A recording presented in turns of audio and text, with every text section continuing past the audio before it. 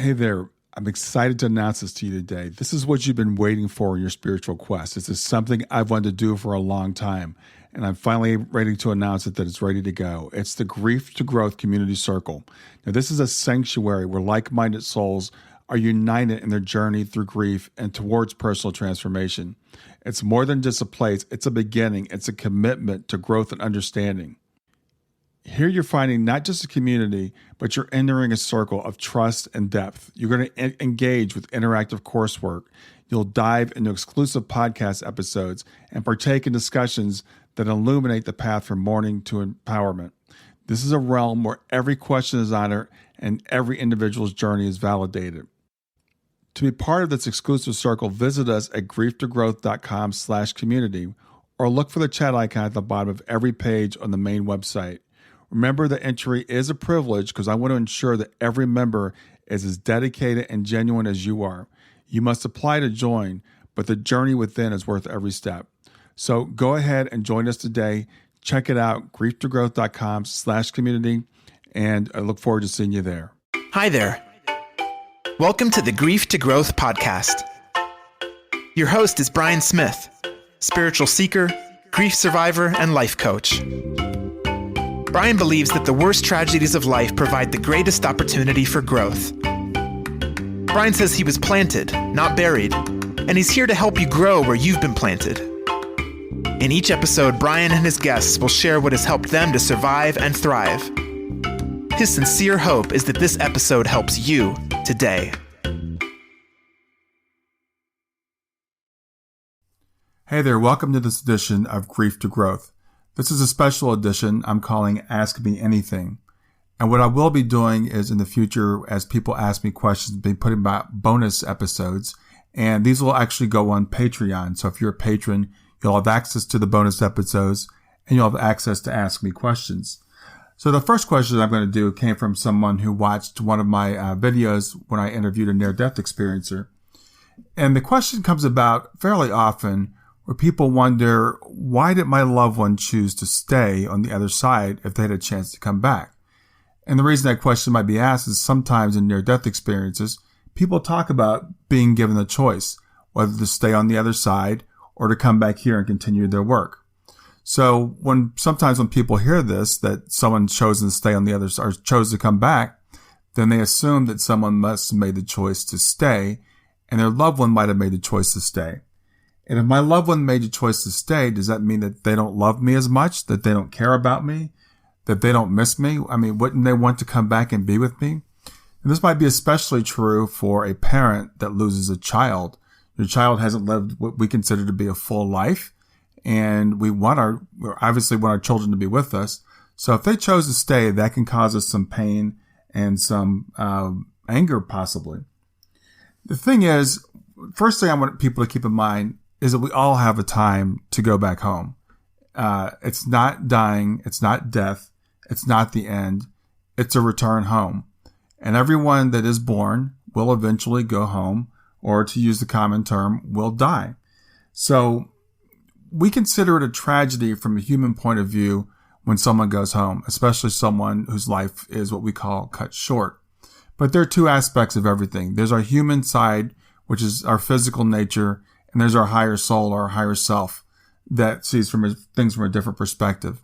So remember, it's always part of the plan to go home. It's just a matter of when and how we do that. The other thing that we need to think about is this choice that some near-death experiencers talk about. And in my experience, talking to near-death experiencers and studying near-death experience, oftentimes people are not given a choice. And the choice that they're not given is the choice to stay there.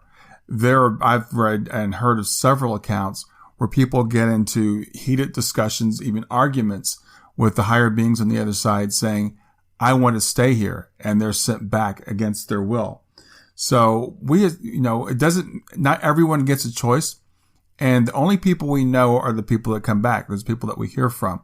We don't hear from the people that may not have been given a choice and were told this is your time and they were going to stay. So if your loved one is on the other side, don't think, well, they were given a choice and they chose not to come back to me.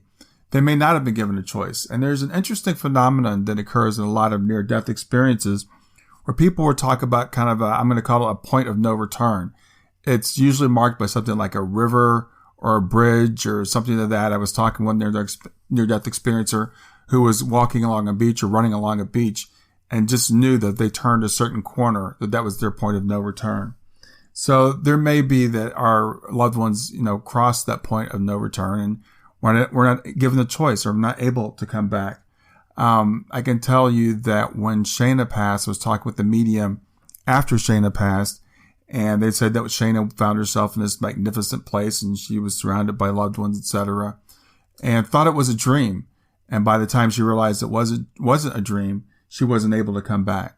So again, I just want to give you some comfort if you're feeling like your loved one chose to not come back. It may not have been a choice on their part.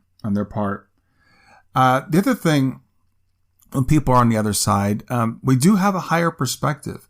Again, when we're here, we look at things from a strictly human point of view, a very limited point of view. It's all about time and space. When people are on the other side, they tell us there is no time the way that we perceive time. There is no space the way that we perceive space. And they look at things obviously very differently. They know that we're eternal beings because they have returned to that state.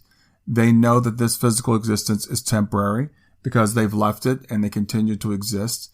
And they know that everything is going to work out and be okay. So they'll look back at us and say, yeah, I'd like to go back. I'd like to be with them, but they're going to be all right. I know they're going to be all right. And they'll be here, quote unquote, soon. Because, from their perspective, what might be 40 or 50 years for us might be just a few minutes for them. So, I was interviewing Heidi Craig, and she had passed after the birth of her child, and said, she was actually ashamed after she came back that she would have chosen to stay on this other side if she had been given a choice. And this is not uncommon.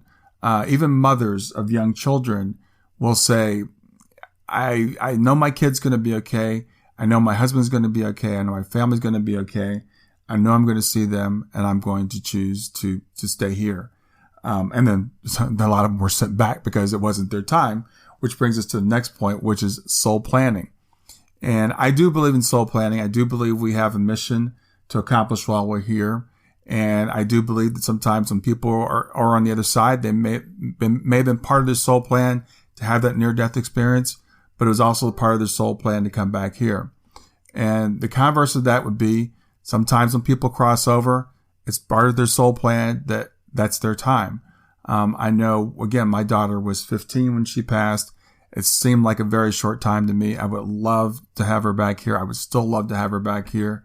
I've actually heard that she might have had an earlier exit that she did not take. But I do believe with all my heart that was her time to go, that her plan was to come here, to be here for 15 years, to make the impact that she made while she was in the physical, and continue to make the impact that she continues to make today while she's in spirit. And the reason why you're hearing my voice right now is because I've been driven by Shayna's passing, and that informs everything that I do to this point. So I believe it was all part of our plan. Lastly, I'd like to say, and I've kind of touched on this before, but I just want to wrap it up by saying we will all be together again. So even though we miss our loved ones tremendously, we want to have them back. It seems impossible sometimes to imagine life without them.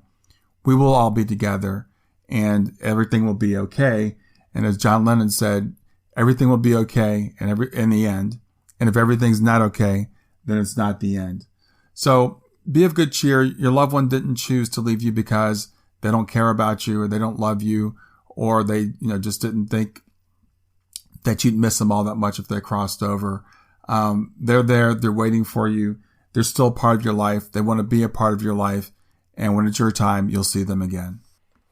I hope you enjoyed this episode. If you did, remember to go to my Patreon. That's www.patreon.com/grief2growth. So www.patreon.com/grief2growth. And you can sign up to be a contributor. And I plan to put out more of these bonus episodes for the patrons on Patreon. Thanks a lot. Have a wonderful day. This has been another episode of Grief to Growth, and this is your host, Brian Smith. Thanks for listening. I hope you enjoyed it. I am a life coach and grief partner. You can reach me at www.grieftogrowth.com. That's www.grief2growth.com. And if you'd like, you can book a free half-hour consultation. The other thing I'd like to ask for is your support for the podcast. If you could go to iTunes and leave a review, that would be wonderful. And if you'd like to support me financially, you can support me for as little as 99 cents per month. And you can find the link to do that in every episode. I hope you have a great day.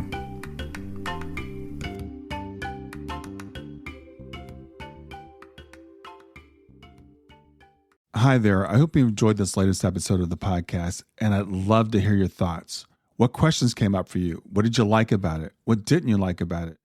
I invite you to visit us at grieftogrowth.circle.so.